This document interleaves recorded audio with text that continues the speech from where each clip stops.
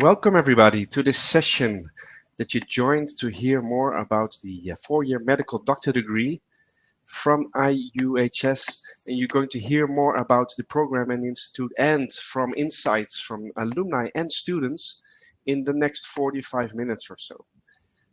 We'll try to make it as engaging, as interactive as possible. We have some options available for you already to do that. For example, through the chat, you can tell us where you're logging in from, just for us to see the variety of people that are logging in from different countries, hopefully. And second of all, of course, importantly, is the part of questions. If you have any questions, please write them through the panel next to it, questions, and we'll be answering the questions at the end. Also, I'll be opening up a couple of polling questions. So we actually have one already open. If you're currently a healthcare professional, thanks to let us know. And I'll be opening up a couple of more polling questions throughout the session. And last but not least, we have a little fun button, so to say, as well, just to make it more fun and interactive. It's at the bottom of the screen. You see a button called React. If you click on that, you can give the reaction of your choice. Exactly. That's just nice for us all to know if you like something you hear, or yeah, just to make it more interactive and fun for the presenters as well. So let's go over to them. Without further ado, we go over to Wendy Kolanovic, and she will introduce herself and the rest of the panelists. So good luck. Take it away. Hi guys, nice to see you all. Thank you for joining us. I'm Wendy, I'm the Marketing Director at IUHS. I have the pleasure of spending the next hour with you just to go through our MD program. I'm joined by our panel of speakers. So starting at the top, we have Mona. She is a current student. We have also Amir. He is another current student. Abhinav, who has just recently completed the program, and John, who has graduated a couple of years ago and is a resident at the moment. So again, thank you all for joining us, and I might just hand it over to our speakers to introduce themselves. Mona, why don't you start at the top and tell us about yourself? Everyone, my name is Mona. I'm a Block 4 student here at IUHS. I'm a 9-to-5 nurse. I work 9 to 5, 40 hours a week. So IUHS it's been very flexible for me, and so far it's been an amazing opportunity. So thank you. Thank you. Amir, do you want to continue? Yeah, so hi everyone, my name is Amir. I'm a third-year medical student from Toronto. I completed my undergrad at Queen's University and then thereafter began with IUHS. Currently I'm on my third year, so I'm completing my rotations in Chicago. I completed psychiatry and now I'm on pediatrics. Thank you. Abhinav. Good morning, everybody.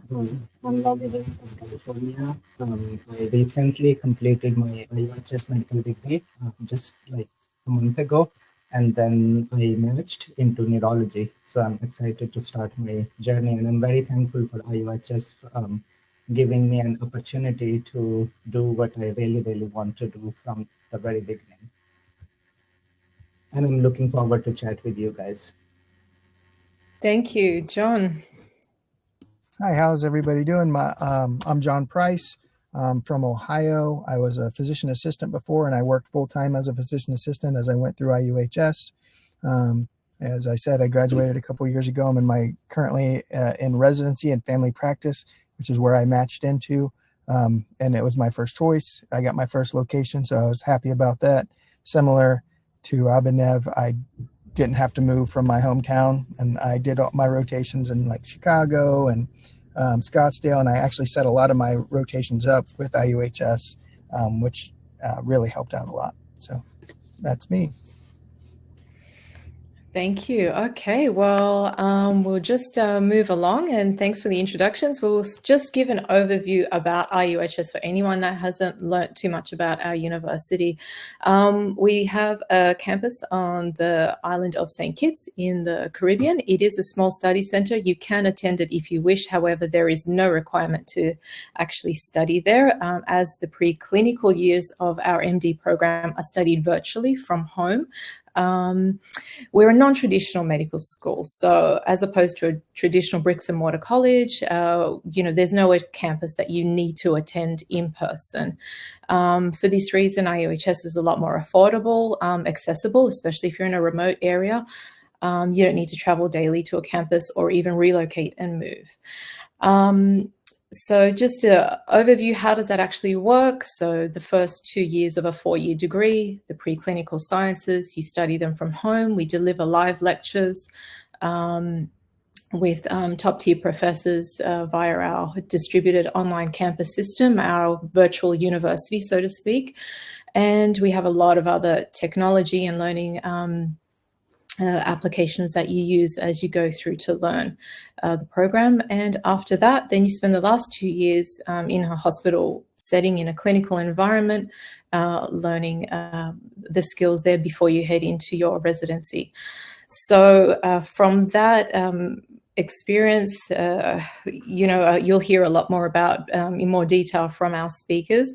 Right now, I just want to focus on letting you know a few other key things about our school. We are a global university, so we have students located on all corners of the globe. The majority of them you'll find in the United States, Canada, and Australia, a very nice growing group of Australians, actually, I have to say. We have staff, a dedicated Australian staff member for that group. We have our administrative office in Canada. A lot of our teaching staff and some administrative staff are in the United States, and myself, along with another colleague, are in Europe. And that being the global nature of our university, you also need to know that we have accreditation from the St. Kitts and Nevis government. We are appropriately accredited by the World Directory of Medical Schools. We're listed there, as all medical schools should be. We do have the intention to complete, and we're in the process of completing, a second accreditation, which is really important for anyone who is going down the path of researching medical schools. You have to have a look as the IMG at where you like to practice, and that your school is appropriately listed in the World Directory, which we are. This is a topic you might want to just research a little bit more at your own leisure, or send us some emails later if you're unsure. So as I said, we have a small campus on St. Kitts. You'll see a couple of photos there, but as we said, no requirement to go there. The unique opportunity of IUHS is to be able to study most of your degree in your home and in your own community. So what we'll be talking about today is the degrees that we issue, in particular the Doctor of Medicine, the MD degree. It's designed to be a 4-year degree. You do have the option to extend that to 5 years. For those students who don't have this prerequisites or cannot fulfill the requirements to enter the MD program, so they may not have studied at the undergraduate level the sciences, we do offer the Bachelor of Science to MD, which is a 5-year pathway, and that gives people, even as a high school leaver, the opportunity to have a path into medicine. So we do offer that degree as well. Here, I just wanted to turn over to our speakers and ask you all, maybe we'll just start at the top again with you, Mona. Why did you ultimately choose IUHS? As you were researching, you obviously came across a lot of information, a lot of other schools. I'd like to hear from you now. Thank you, Wendy. So when researching medical schools, IUHS stood out for me amongst all other schools, even US schools, because, as I mentioned, being a healthcare professional, working 40 hours a week, I didn't want to have to uproot my life, quit my job. I have people that I care for, so it would have been very difficult for me to try to fit into a traditional either state-based school or other Caribbean schools that require you to travel to another country and leave home. So IUHS's remote preclinical curriculum, really, that was a game changer for me. And also the flexibility, not only in the curriculum, but also in even payment plans, tuition, that also worked perfectly for me, where I didn't have to worry about taking out hundreds of thousands of dollars in loans that you traditionally have to with U.S. medical schools and other Caribbean schools. So yeah, IUHS was just the perfect option for me. Thank you. We'll continue down the line. Amir, why did you choose IUHS? Yeah, that's a good question. I think ultimately the factor which sold it for me, I mean, obviously the factors I'm going to mention are definitely influential in pushing me towards IUHS. The convenience is very important. The financial advantage is very important.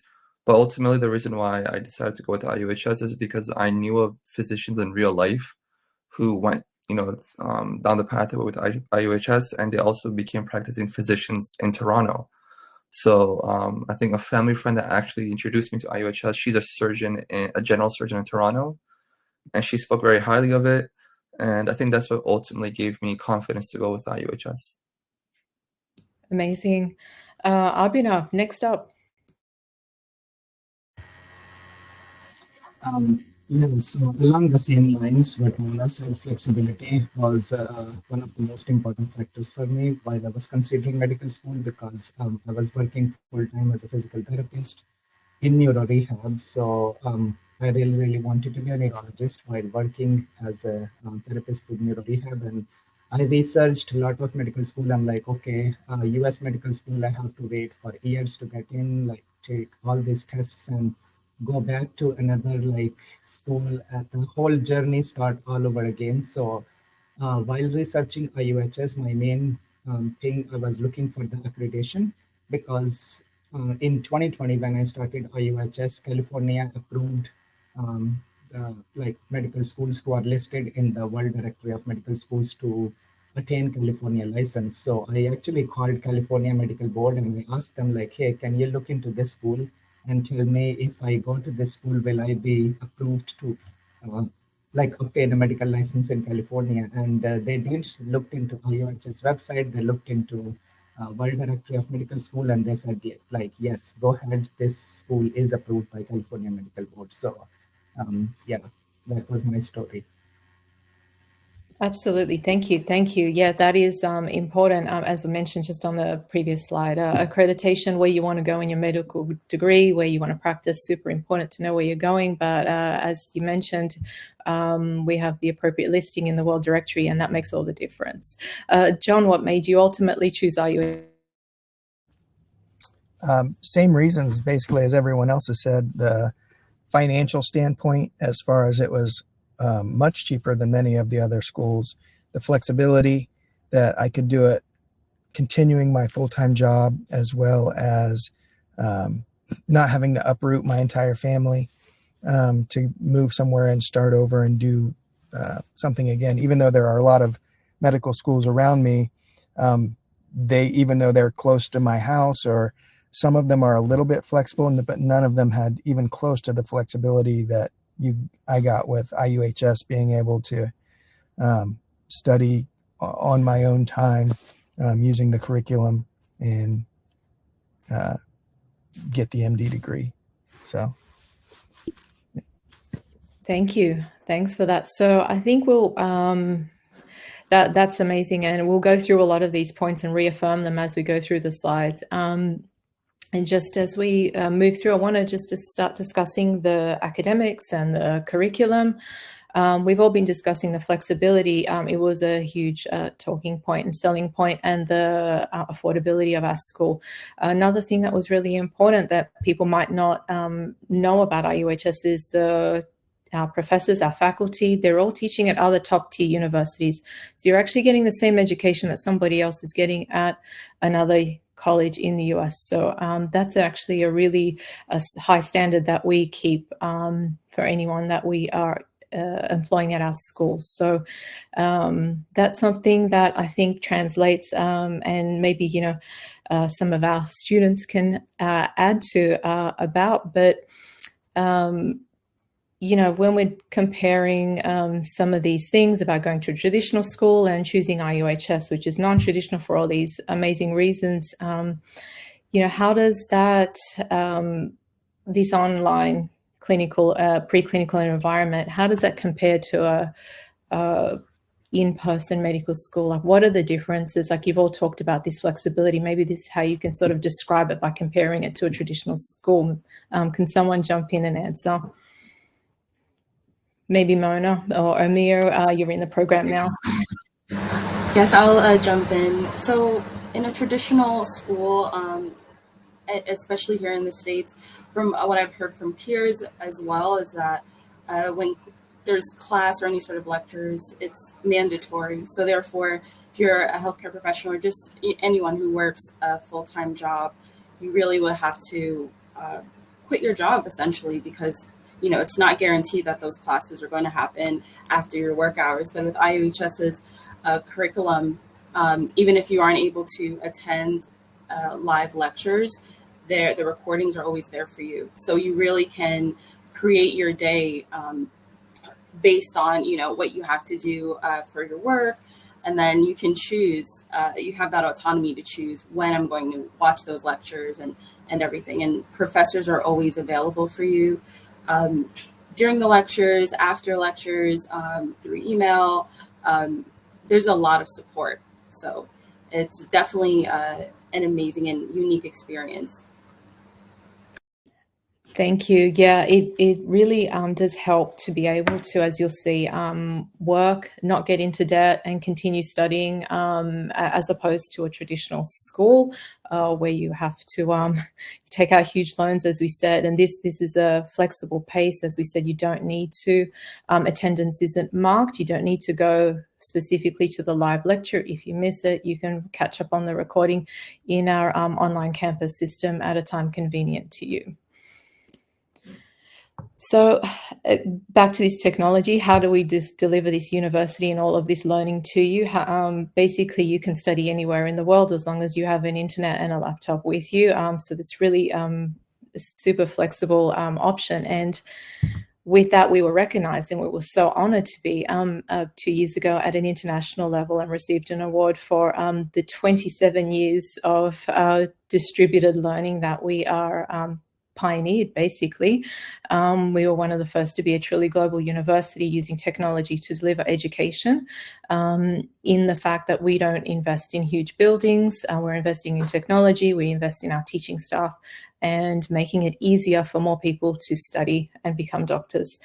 So some of this technology, I think probably, like, maybe Amir, you could maybe talk about, or Mona, jump in here and tell us a little bit about some of the technologies that we learn from, for example, Lectorio or DXR Clinician. Maybe you want to give guys a bit of an insight as to what you use to learn.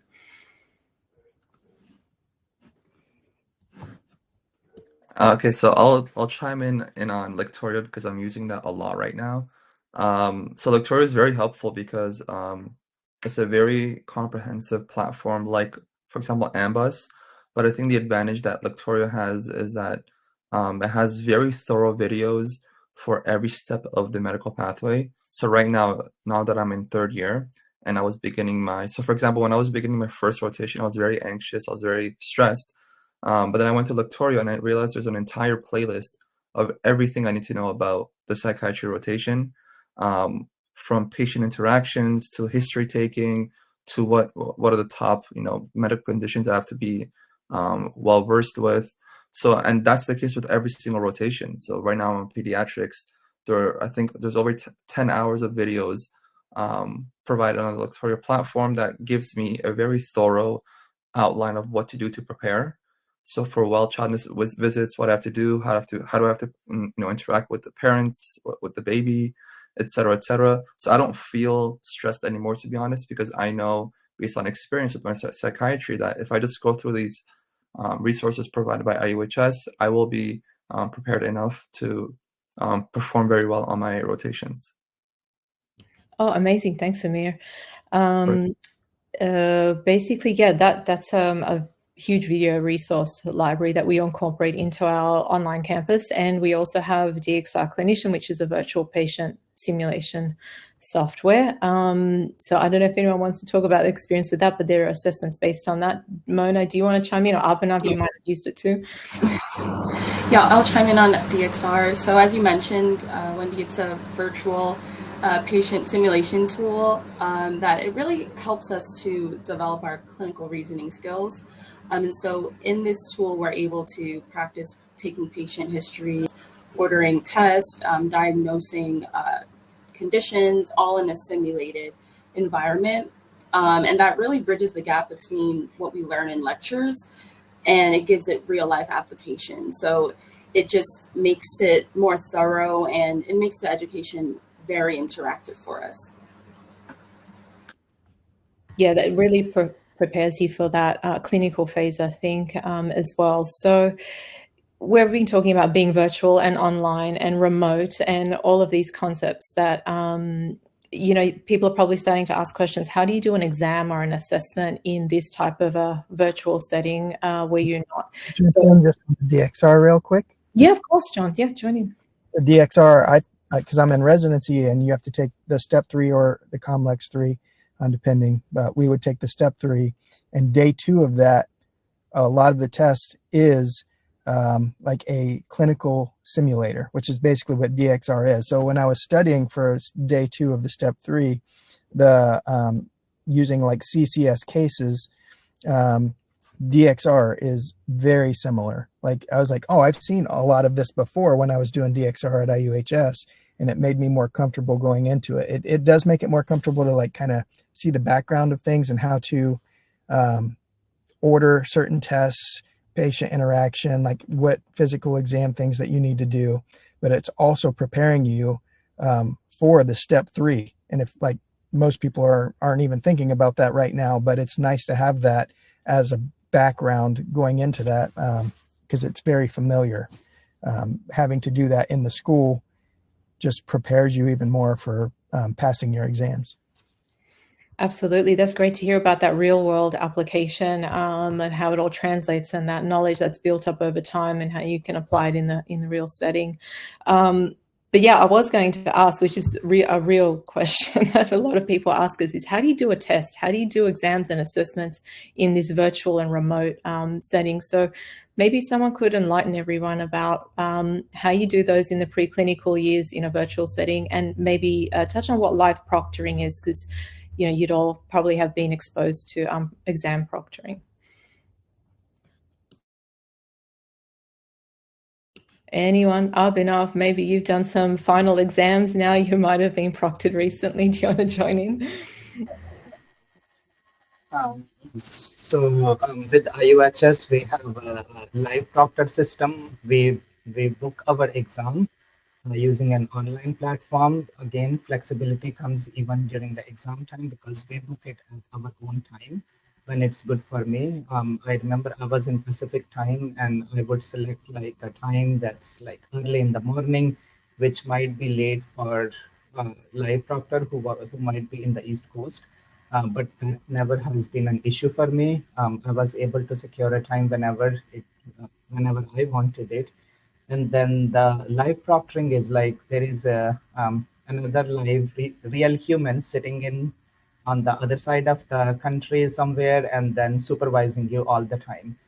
We usually have them like scan the whole room, the surroundings around me using my laptop, using the camera and everything, and then they do the ID verification by using the driver's license or passport or any type of ID. So it's all legit. And then they will the exit exams are like 8-9 hours long, and then they are with you all that 8-9 hours of duration. So it's not like they will start with you and then they disappear. No, they are there all the time with you. And then during the exam, if you need any technical assistance or anything, I remember I have called Moeed Mirza a couple of times during the exam for any technical assistance or anything. So it's like a fully supportive environment. You don't have to worry, but I'm taking exam online.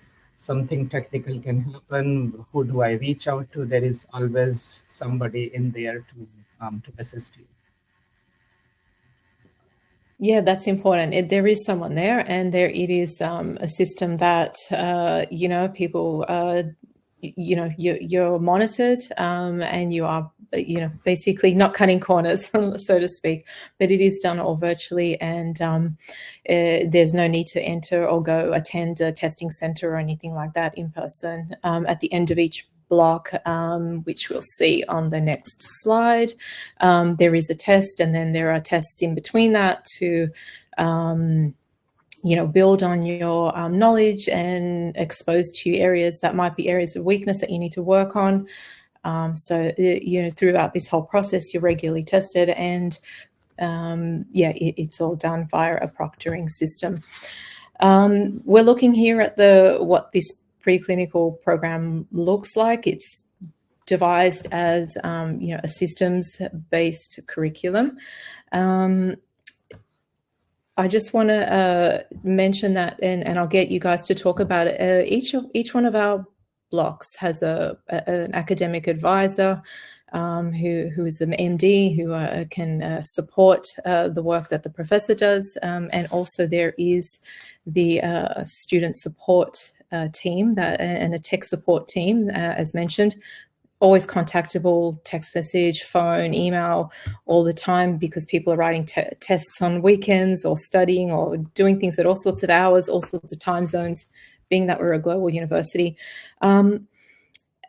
Just maybe Mona or Amir, you're the most recent guys in the block phase of the program.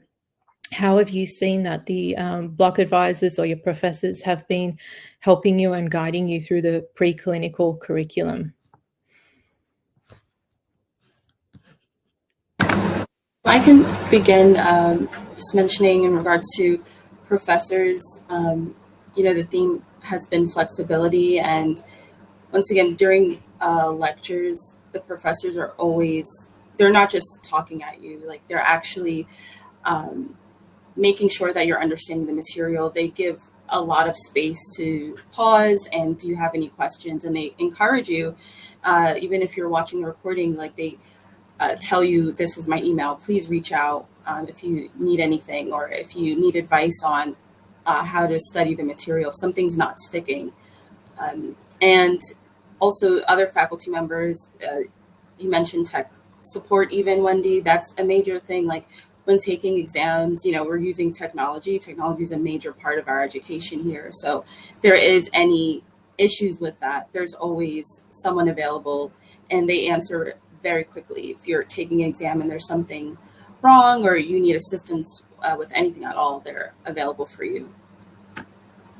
Thank you. Yeah, that's important to know. We really want to make sure that everyone understands that though you're working remotely, and maybe Amir, you can jump in, or Abhinav, or John, it doesn't matter.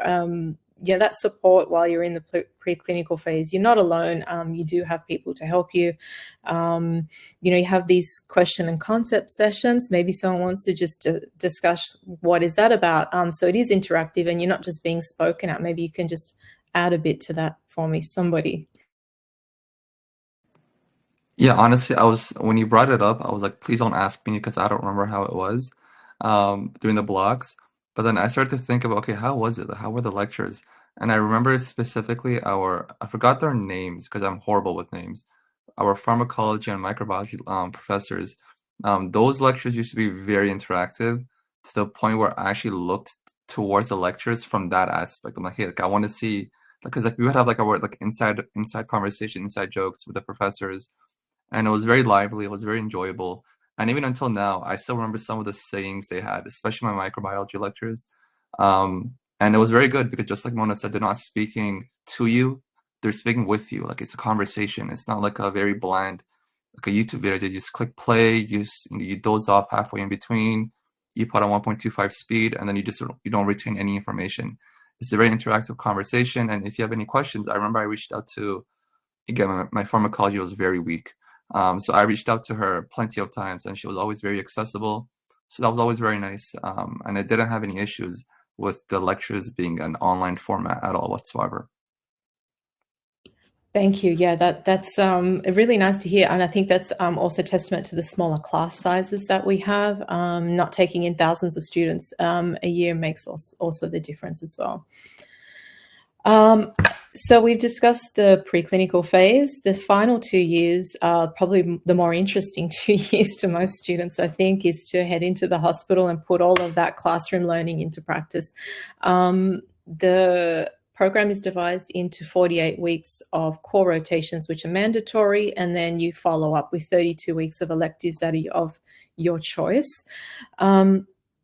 So we'll refer to these as clinical rotations, generally speaking. And I'm going to call on you again, Amir.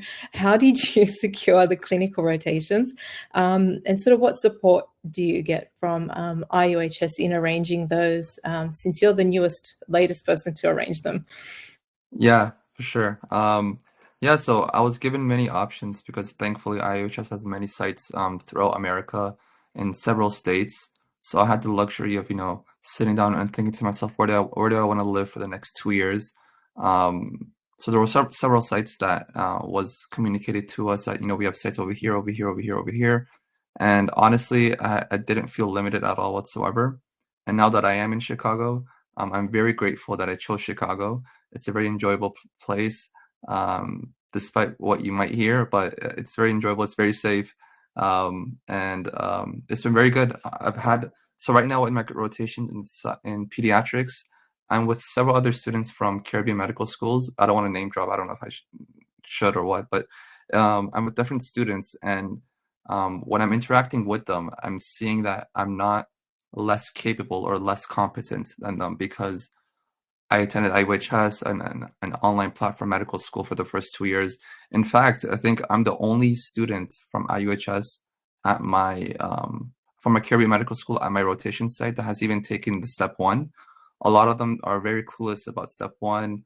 They're very underprepared during the rotations. I'm not saying every single medical student is like this from the Caribbeans, but I don't see myself as being inferior to them on my current rotation, despite a lot of them having hundreds of thousands of loans to accompany them into the third year of medical school. So it's going very well. Yeah, amazing. That's a really nice relief, isn't it, to be able to know that you're going to be competent, prepared, because I think that was going to be my next question. Do you feel prepared for clinical rotations after finishing the preclinical phase, considering that you were remote and you were online? Maybe even Abhinav, you can even join in and say, you've completed all of the rotations now. So how did you feel in terms of that transition over from preclinical to clinical phase? Sure. So I'll answer the first part of the question as well a little bit, because when my time came after step 1 to do the rotation, I was a little stingy about staying in California. And considering that California changed their regulation in 2020, IUHS did not have any sites in California at the time when I was going to start my rotations. But luckily and fortunately, IUHS was very open to sign the contract with multiple sites. So when I was about to start, there was a 0 site, and then when I ended, there were now 8 different sites in California. So that just not opened the door for me, but for future IUHS students as well who are from California or who wants to come to California to do their rotations. So IUHS was very supportive during securing all the new affiliations, because California has some different rules that other state does not. They need much more paperwork from IUHS, many more insurances and a lot of other stuff. But all in all, IUHS was very supportive. Clark was very helpful during all this process. He did his due diligence. He provided them all the necessary paperwork, what was required for me to start on time. And I don't remember any rotation that was delayed because this thing was not in place by IUHS or anything. I was able to start everything on time. And then the second question about preparation, I felt pretty prepared. Not even a single day of my 2-year rotation time, I felt like, oh, I went to an online school, so I didn't know this, versus a US MD and DOs who were my interns, and I was like, oh, they know more than me. There wasn't a single day like that. So yeah, overall, I felt pretty prepared. Yeah, Thank you so much. That's we were referring to our clinical director, Clark, who works with setting up placements for most of the students in the US, always available to make those arrangements for you if they're not there. But we do have a lot of affiliations already in place. And then we actually also have, for our growing Australian community of students, a clinical director there as well who assists with their placements too. So not just the North Americans that have the support behind them, but just back onto rotations. It's, as I said, really exciting. What does a day look like? What does a week look like? And also, I'm actually going to add, Amir is a student ambassador. He's actually documenting his journey for us and making videos about his time on rotations, and they're all on YouTube, and we have one every 2 weeks come up. So be sure to head to our YouTube as well and subscribe and follow along to watch his journey through the rotations. But just here quickly, what is it like? Is it scary? I know there was some first day jitters and things like that, but just, share what is it like on rotations? Yeah, I think that was directed at me. I hope so. I A hope I'm little not. bit. A little bit. Okay, I'll answer a little bit. I think imposter syndrome is an inevitable part of the medical student experience. I've heard it doesn't even end in residency or even when you're a doctor. I hope that's not the case because it's so stressful. So I had a lot of imposter syndrome going into it, for different reasons. But I think over time I realized that if I want to be competent, that's entirely up to me. If I am going to be not competent at a certain area, that's going to be entirely up to me and what I put into my craft, which is medical school and medical knowledge. So, which is why I think one thing that I'm doing a lot is that I think my day in the life is quite an overkill because I'm making flashcards every single day, custom made. I'm doing my question bank questions every single day. As soon as they're done, I'm spending a few days redoing my incorrects again, once again. And then after I'm done my U-World questions, for example, I do MBME questions, and then I do 3 days of doing my incorrects again once over. And so my day in the life is quite busy. I wake up in the morning, I go to the clinic or the hospital. Usually it's from 9 to 6, but it depends on the rotation. Sometimes it's in the 6 a.m. to 6 p.m. for internal medicine, for example. But after I get off work, I usually come home, I binge watch a show to make myself feel a little bit better. And then at the nighttime, I usually just do questions and I make flashcards. And I try to forget about my day and I try to repeat it the next day afterwards. Yeah, it is pretty intense. It is pretty long, but I think that was important to note, that you have to keep studying and keep reviewing and keep up on your work. Anyone else want to add anything, Abhinav? I'll add a little bit. So I forgot to mention that I was lucky enough to go to UCSF as well to do my rotation. So at UCSF, I was the only IMG. And I think because I was local in California, so they accepted me. But on the orientation day, they told us like, oh, we get about 1,500 applications for the fourth year rotations, and we only have room for 150 candidates. So again, it proved that going to online school versus the US MDs or DO school, it doesn't really matter. Maybe it did to some extent, but I was still able to get my rotation of my top choice there. I enjoyed my time there. And then my other rotation in fourth year at a different site, I was actually the lead for the whole rotation, the other students. And there were 8 of us, and 3 of us were fourth year and the other were third year. So I was the lead for fixing, telling them to go home now and what time to come tomorrow, and then which rotating student has to supposed to go with the fourth year resident or with the fellows. And also again, that speaks about no one will discriminate during the rotations because you went to online school versus you are a US MDs and DOs. During my rotation time, most of the places I was the only IMG. Everybody else was US MDs or DOs and mostly from UC Davis and some other local California medical schools. So.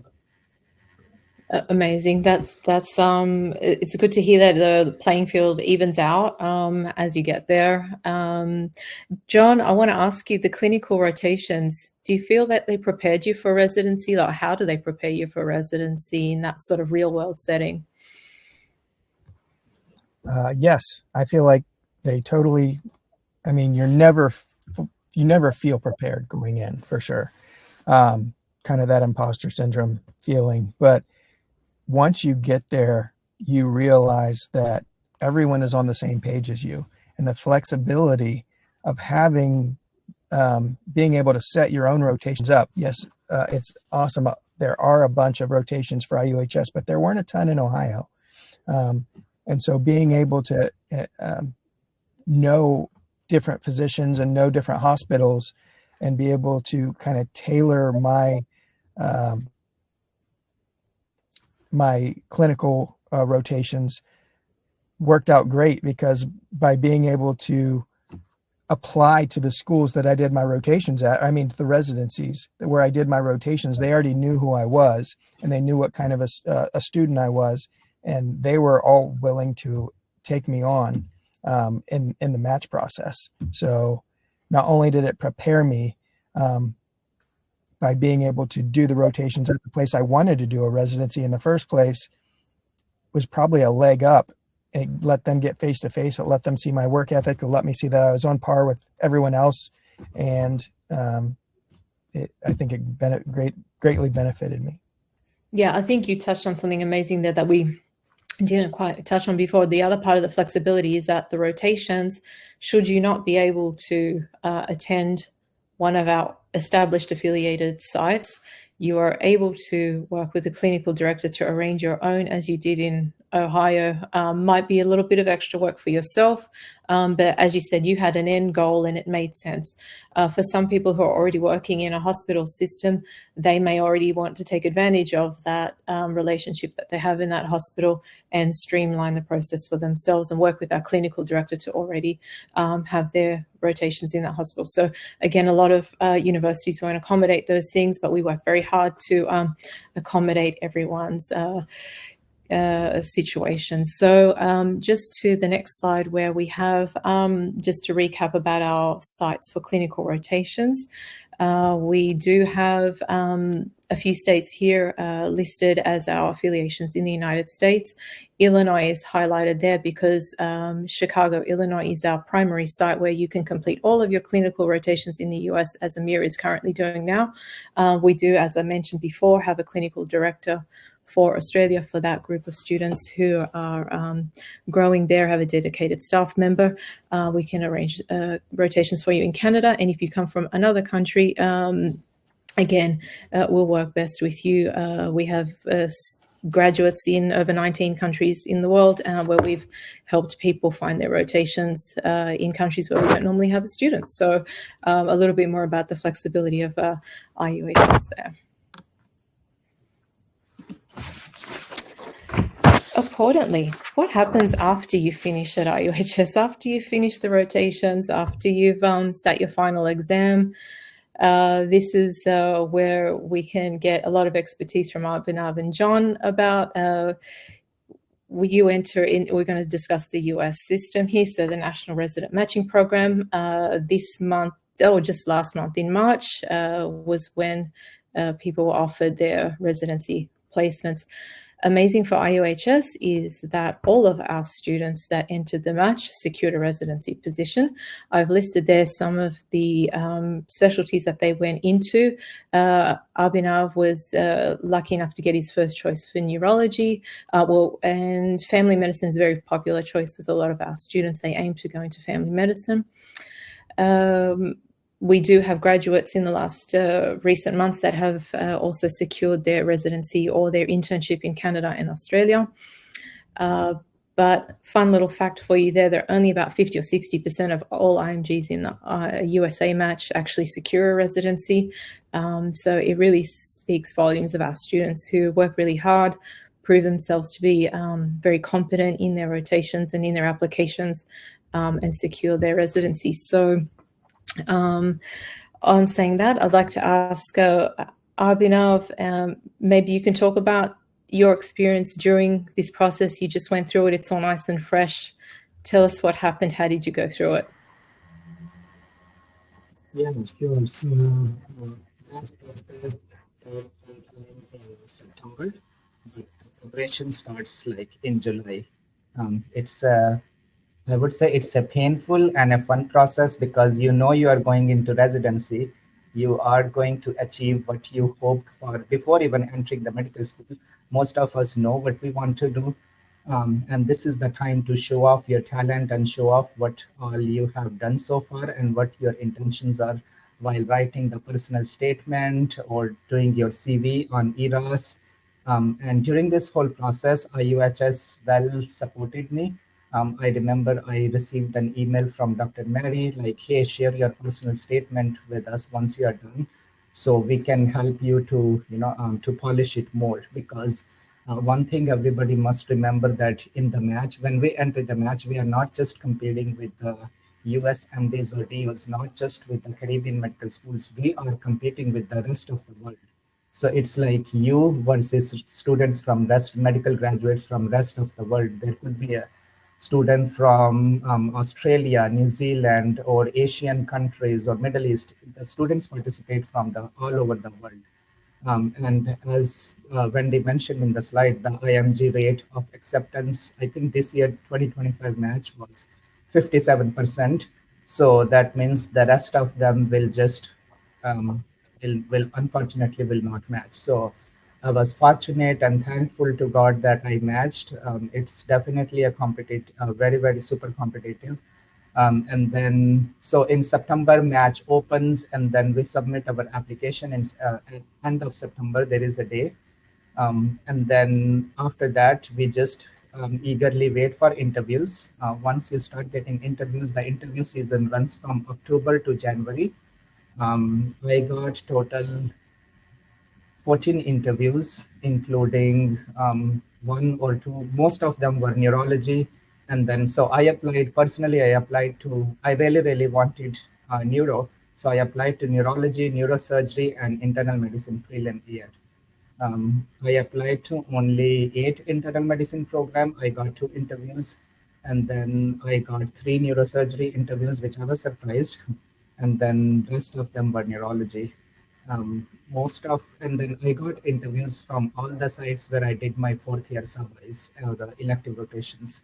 There wasn't a single site where, there was not even a single site where I went during my 4th year and they did not give me an interview. So I was fortunate and thankful to them that I got an interview. And then the interview process, I remember Dr. Mary reached out to me asking me like if I need any help from school to help me to prepare for the interviews. Like they were ready to offer me a mock interview with them to help me prepare. So I was thankful to them for that, to like asking me and supporting me during the match process, because it's definitely like a nerve-wracking process, because you are worried like, what if I don't get enough interviews? What if I don't match? Then you are wasting the whole year. So but I felt pretty supportive and I felt good during the whole process. And then usually in January, the interviews end. And then February is the time when we start doing our rank order list, like out of all the 11 or 15 interviews, which places you want to go number 1. And then you rank them in the order how you want to during the match. And then on this year, on March 17 was the match day, like when we get the email whether we are matched or not. And then 5 days after, on March 21st on this year, was when we find out like where we matched and all those things. But during this whole process, for those who did not match the first day, like there is something called as the SOAP process, where you get a second chance to still secure a residency spot for the unfilled positions. So those are mostly, and I don't know if this is true or not, but this is what I heard. Those are mostly the SOAP unfilled spot mostly goes to US DOs and MDs, because they try to offer as many spots to US MDs and DOs, but that doesn't mean the IMGs don't get in, they do. So that's the whole match process. It's a fun process, but again, it's a scary process because it's literally deciding your rest of the career, rest of the future. So, but I'm happy that it's all done. And Yeah, I've had a keen passion for neurology. He knew he wanted to be there, and he did a lot of extracurricular work with the American Neurology Association as a student, and he shone. It was a star in his rotations, and I think that made the difference. Which is, John, your experience as well. So, how did you find the experience, and how did IUHS support you? I think Abhinav put it nicely. Like everything that he said, they did the exact same thing for me. IUHS, Dr. Mary went over my letter, my personal statement. He went over if I wanted to do a mock interview. IUHS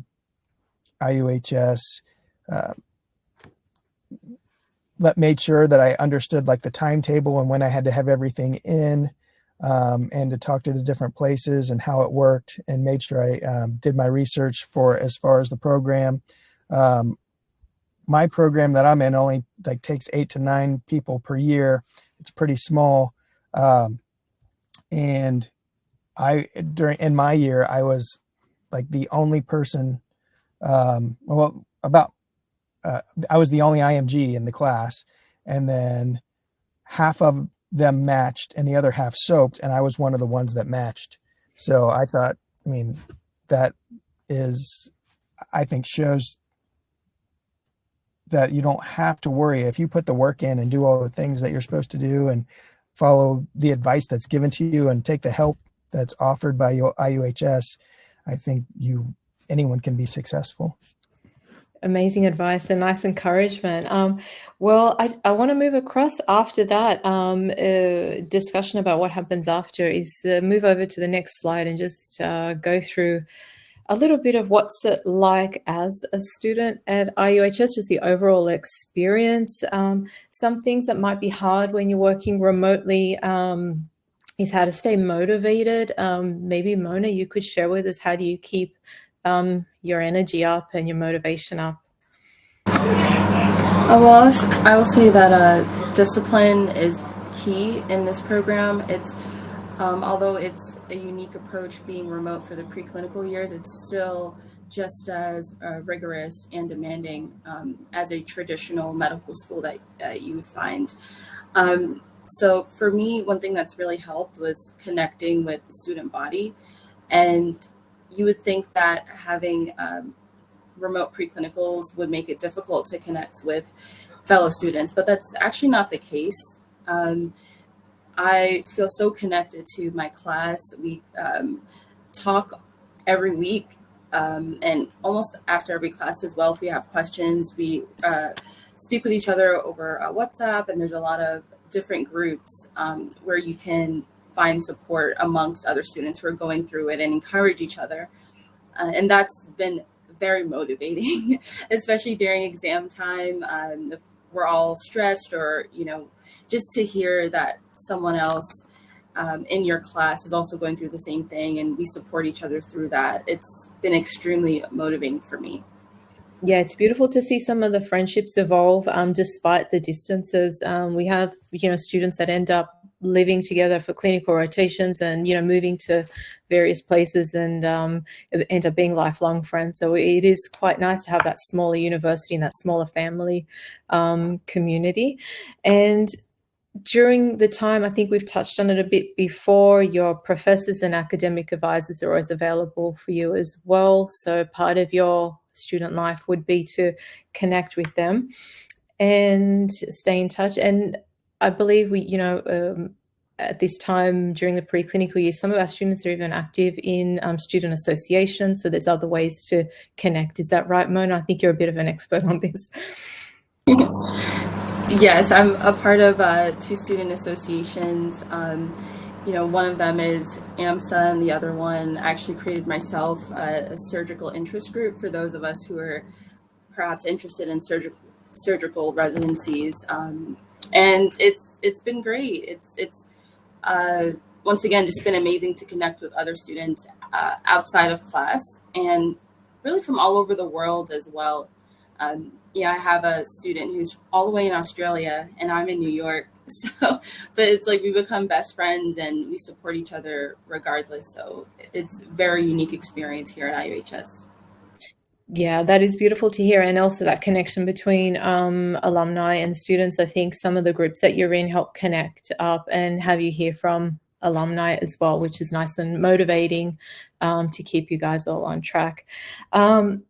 Does anyone, maybe John or Abhinav, do you have some advice you want to give anyone considering applying to IUHS?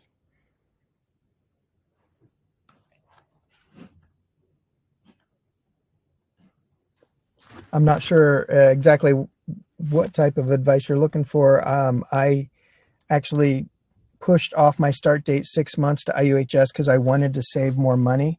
And that way I could pay for medical school as I went through. So I had a big down payment to pay, and then I worked for the first 2 years full time, and allowing me to continue to pay on medical school. So by the time I was done with IUHS, I pretty much had my entire medical school paid, which is like unheard of for a lot of any of my compatriots. They're all many hundreds of thousands of dollars in debt. So having a financial plan, time management, having an idea, like thinking ahead of what you want to do. So as you apply, like thinking where you want to be, where you want to do your clinicals, where you want to do residency, and then but make sure you definitely take the time to study and pass all those exams as you go, and absorb as much information and knowledge as you can. And yeah, just think about the flexibility and what you need in your life at the time, as far as which IUHS offers the financial flexibility, the lifestyle flexibility, different ways to study. So. Yeah, thank you for touching on that. The financial advice is really sound and important, and it's a fraction of the cost of other private medical schools, and being able to pay monthly is certainly important.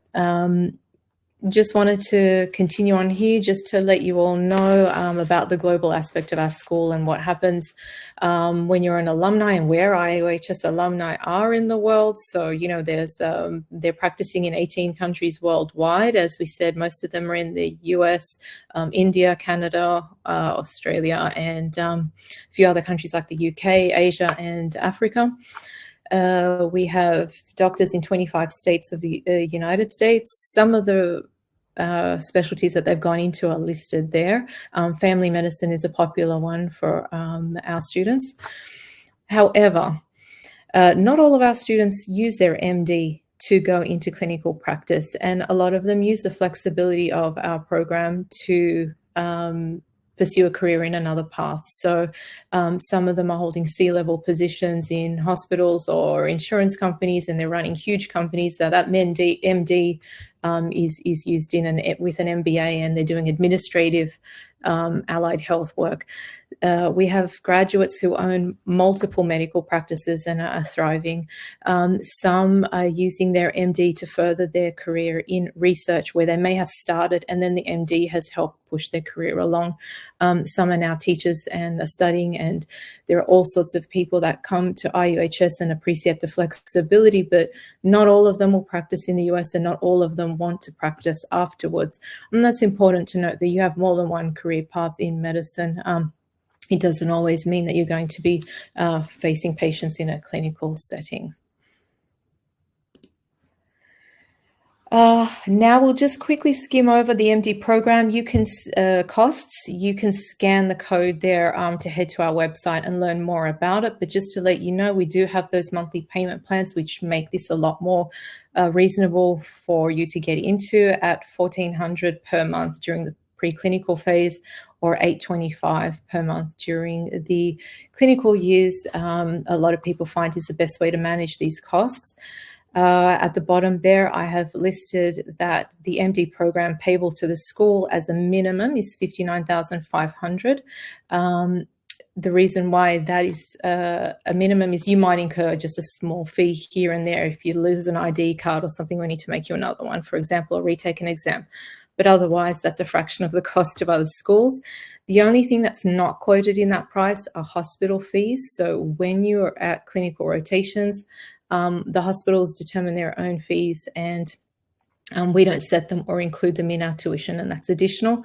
We do say, as a rule of thumb, maybe just keep about $500 a week, as a budget to sort of work with for that. So if anyone want to add anything to that, you can, because you're in that mode. Otherwise, the only other thing I would add there is, if you don't have the prerequisites to enter MD and you're going to join us for the pre-med year, it's a minimum cost of $70,200.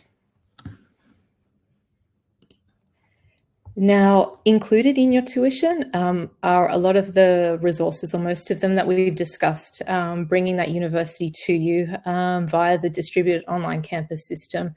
So the technologies we talked about, like DXR Clinician and Lecturio, all of that is included in your tuition fee. Once you're an enrolled student and you have access to the campus, then you will log in and you'll have access to calendars that keep you on schedule, on time, for when assessments are due and things like that. You can schedule, meetings with your academic advisor or a professor. You have the video libraries so that if you've missed a lecture, you will come back and review. So yeah, everything is all there and included, and there shouldn't be any more additional expenses. Even textbooks are included, which are quite expensive for medicine, but we have them all there for you in a digital format. And if you're ready to apply to IUHS, the first step is the online application form. So you can scan the code there, head to our website, and just begin the process by uploading your documents and asking for letters of recommendation. You'll need 2 of those. The MD program and the BSMD both start in September and May. So it's been May 19th this year and September 15th. So you can apply right up until 2 weeks before the start of classes. And just to finally recap why you should choose IUHS over another medical school, we have the advantage of you not having to relocate for your studies for the preclinical years, so 2 years are at home. As you just saw on the previous slide, we're very affordable when you're comparing options to other medical schools. We have a huge global supportive team and world-class professors that are also teaching at other top-tier universities. The award-winning technology that delivers the university to you, and a very flexible schedule that's been mentioned by every single one of our speakers, I think, is one of the main reasons that they chose IUHS.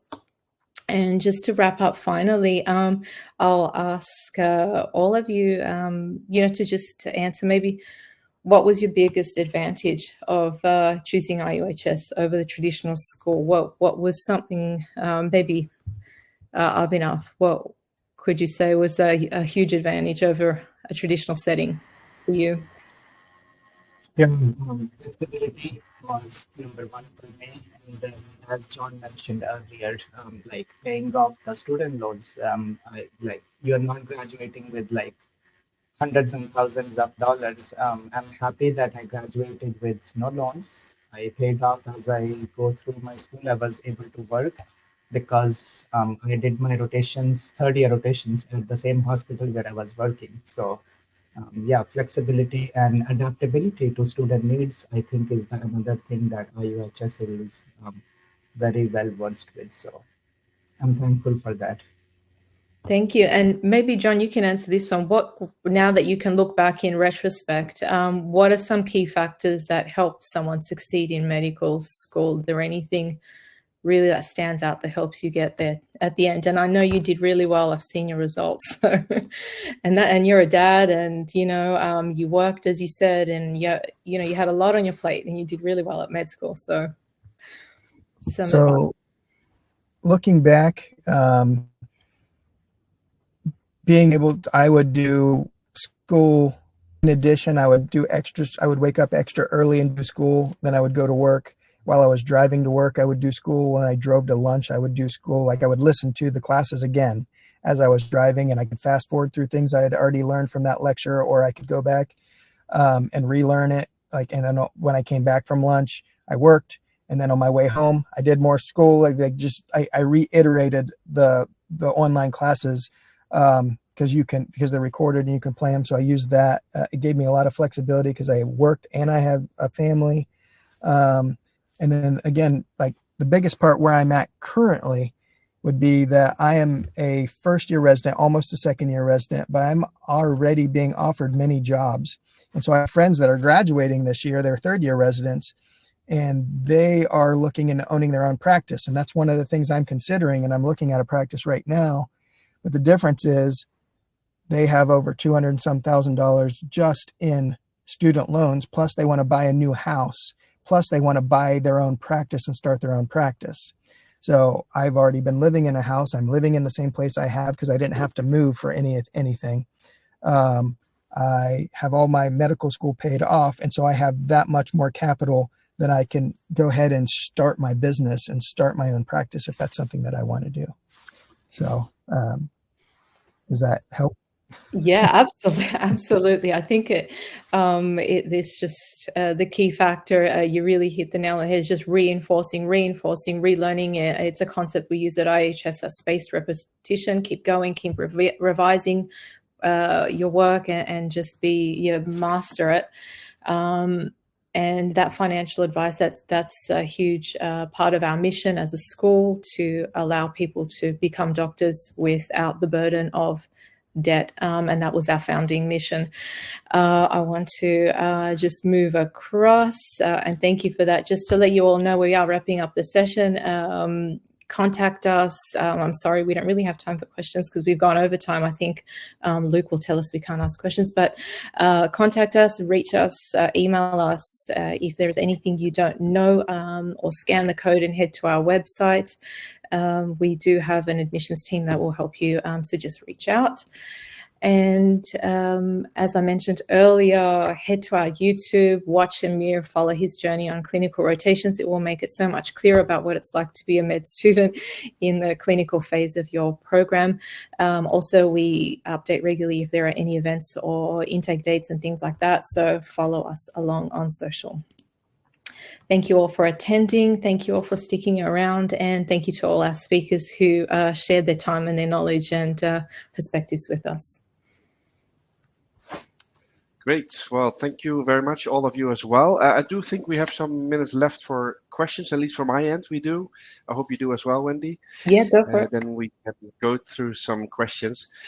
Maybe quick one just to mention for all the attendees is you saw the link popping up on the screen where you can apply. It's also available in the link section at the bottom. So if you want to find that button, and there it is. Thank you also for your poll questions, everyone. People watching live, but also from the recording. So we appreciate that. And let's go over to some questions because they might be useful for everybody. First of all, Dora had a question. Can I sit the exam in New Zealand? Yes, we have a student in New Zealand right now. Yes, New Zealand, Australia, yes, all able to sit the licensing exams and practice in those countries. So yes, New Zealand, welcome. Great. Good news for New Zealand. Next question. What are the credentials and is it recognized in which countries? Okay, the list is long. Maybe the easiest thing would be to send an email to info@iuhs.edu telling us where you are at, and we can reply back that way. Yeah, okay, here's the email on the screen. Awadi, I think it's been answered. How can I apply? So again, that link is there in the link section. So there you find the, also explains what you need. Roxy has a question. Please advise if by studying online, how does the practical part work? Practical part, in which aspect? So maybe the preclinical phase. I'm not sure where we're heading here on this part, but maybe Roxy, if you type your specific question into an email as well, we'll be able to answer you. As we said, we use a virtual patient simulation software to simulate patient interactions during the preclinical phase. And we also encourage all our students to enter a mentorship program to learn clinical skills during the preclinical phase of the program, which is 20 hours a month, where they're shadowing a physician and learning things in a clinical setting and tying in all those classroom lessons into a clinical phase. So maybe that helps you with your answer. Abhinav is typing, so thank you for helping on that. Maybe we can move to the next question, Luke, while Abhinav's answering in the chat. Yeah, okay, let's do that. Next question from Megan, I think to Mona. How do you manage 40 hours a week and do the medical school requirements? How many hours a week do you typically put in a week? Well, it definitely takes a lot of time management skills, and it didn't happen overnight. This whole journey, it's exactly what it is. It's a journey. And so, during the first blocks, it took some trial and error, but eventually I was able to just work around my day, even with a 9 to 5, giving myself time after work to relax, but then putting in the necessary hours after that. So yeah, it's very personal. It's very personalized. Yeah, we like to say as a general rule, people should be, it's like another full-time job. It's like another 40 hours a week. But then some people, are super fast in their methods and, spend 25, and then there are others that require more. So as Mona said, it's very personalized, but try and think of it as perhaps another full-time job. I think most of you would agree with that. I can nod if that's correct. But I know I sat on the other side of this because my husband's the doctor that did this, and I know what it's like to watch someone be very busy and study the program. Clinical rotation sites in Canada. I'll just answer that one quickly. Amir is experiencing this because he's from Canada. You're doing your core rotations. They have to be done in the US. Is that correct? And the elective rotations can be done in Canada. And there is a official process to follow for those once you get there. And a lot of this all gets explained to you at orientations at the beginning of the program. So there's nothing unclear about that now. But if you're Canadian, expect to do core rotations in the US.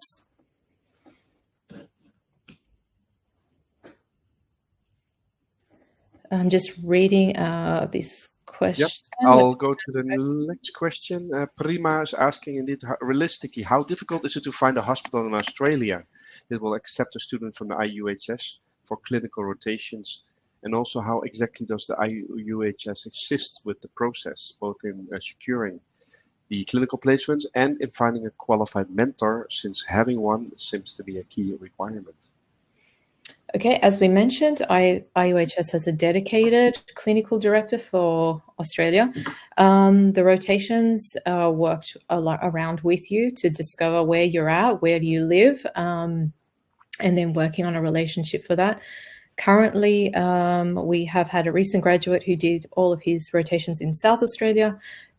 We have had someone who has done them in virtually all of them in Victoria. So it just depends on which state you are at. Both of those recent graduates have moved on into internships and licensed and are moving along in their careers. But yeah, the clinical director will work with you. At the moment, I don't have an actual 100% dedicated affiliated hospital that I can say you can go to here, because that is a process that we are currently working on for all of our Australian students. But to say how difficult is it, it's we've managed to do it. We managed to do it for everyone, and we have students in the program now that are doing rotations. So difficult, no, but can I give you a linear answer to say you'll do them all in this one site? Today, I don't have that type of an answer. But rest assured, you're supported. We're working on it, and we're continually growing, and we're continually working on our sites and affiliations. So the mentors as well. The mentors, just so you know, as a general rule, during that preclinical phase, is something that you might want to work on yourself. You might want to go and find a local physician in your community, could even be your own family physician, and you ask them personally yourself, can I please shadow you? Can I please learn? I'm a medical student. And you'll be surprised that people that you approach and knock on doors, which a lot of our Australian students have done, are welcomed with open arms and are actually enjoying the program. So Prima Rose, if you reach out to me on email, marketing@iuhs.edu, I will reply and put you in touch with some Australians who can give you their personal experience. And you can also speak to the clinical director for Australia as well. Okay, great. Thank you very much. Those were all the questions we've received. I already see some thumbs up and reactions, so I guess that's taking care of that. Great. And I saw some thank yous in the chat. Well, if no further questions, we'll slowly round off the session. I think we've already heard some great insights and reasons why to join this program. So if you're enthusiastic, do check out the website, but it all means also the link that you find in the link section where you can even apply. So I'm see another thank you, see if there's anything else, a question. The recording, I see actually that, so we are sending the recording to everyone. So if you joined late or just saw a part and you want to share it or watch it again, we will be sharing it right away after this session. So that's where you can see that. Good. Thank you once again. And well, from my side, bye-bye. Maybe last word from you, Wendy? Yeah, thank you all so much. And thanks for all your support, Luke, and everyone for joining and listening. And I hope you can all join us at IUHS soon.